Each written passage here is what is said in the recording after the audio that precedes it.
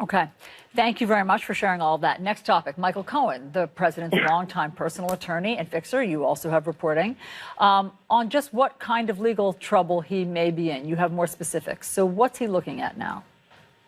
Well, what prosecutors are looking at in the Southern District of New York is a potential bank fraud charge, basically improprieties related to $20 million worth of loans.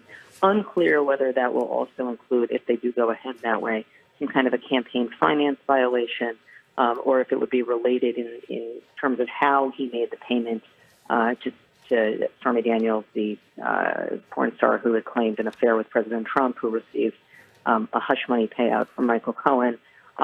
They might look at the method that was done as opposed to, simply a straight campaign finance violation. I think that the other question here is timing, obviously, and they are discussing whether to get this done by the end of this month. The end of this month is next week. They are looking at the window where we are within 60 days of an election approaching us fast, and I think there's a question of whether they want to go dark ahead of the election or try to get this done now. So, as you know, Michael Cohen also seems to be signaling publicly that he would be willing to talk to Robert Mueller's investigators. Do we have any sense on whether they're going to take him up on that? We don't know. I think that it would depend on whether he has a deal with the Southern District of New York in terms of cooperation. It certainly doesn't seem at the moment as if he does, but these things are really, really hard to tell. It's really hard to tell when somebody is cooperating with the FBI. I've been reminded of this repeatedly by former prosecutors. I think that is still true. I think if he has a cooperation deal with the Southern District of New York, which is the courthouse in Lower Manhattan, the federal courthouse, I think it would be contingent that he would supply information to Mueller. The question that is not clear is whether either Mueller's investigators or prosecutors in the Southern District think that Michael Cohen has information of value. Because it isn't just, I'll cooperate and then you get a deal. You have to be able to offer something of value.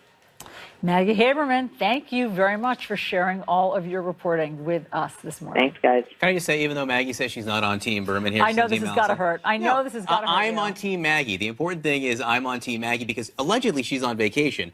And all she's doing is like burping out scoop after scoop after scoop. Some vacation. She's been on the byline of all these major stories over the last 40 hours. I'm sure she appreciates that verb. I'm on Team Maggie. Me too. Despite the fact she has a misguided opinion about you. All right, more than 175 former officials have signed a new statement this morning publicly condemning President Trump's decision to strip former CIA Director John Brennan of his security clearance. Career diplomats, former defense officials have now joined the group of former intelligence officials who have already spoken out to say, quote, "Our signatures below do not necessarily mean that we concur with the opinions expressed by former Director Brennan or the way in which he expressed them. What they do represent, however, is our firm belief that the country will be weakened if there is a political litmus test applied before seasoned experts are allowed to share their views."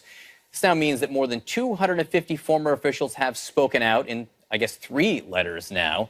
This spoken out against the president's decision to retaliate against Brennan, who has been very vocal still.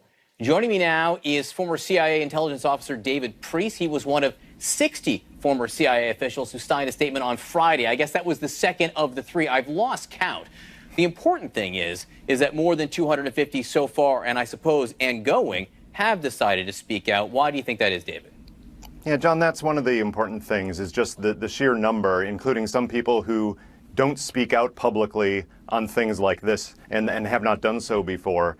The other part of it is the breadth of it, the fact that this is so wide. What happened is after some of us saw the letter that the former CIA directors and deputy directors had put out on Thursday, we wanted to add our voices to that, and we signed on to a very similar letter to theirs. What was amazing was what developed organically after that is all of us who signed it started getting besieged by people calling to us, either former colleagues or people from across the wider national security community saying, how can I stand up and express the same feeling? So this letter developed to allow that. What's amazing looking at it is there are no kidding Republicans on this list, and there are some no kidding Democrats on this list.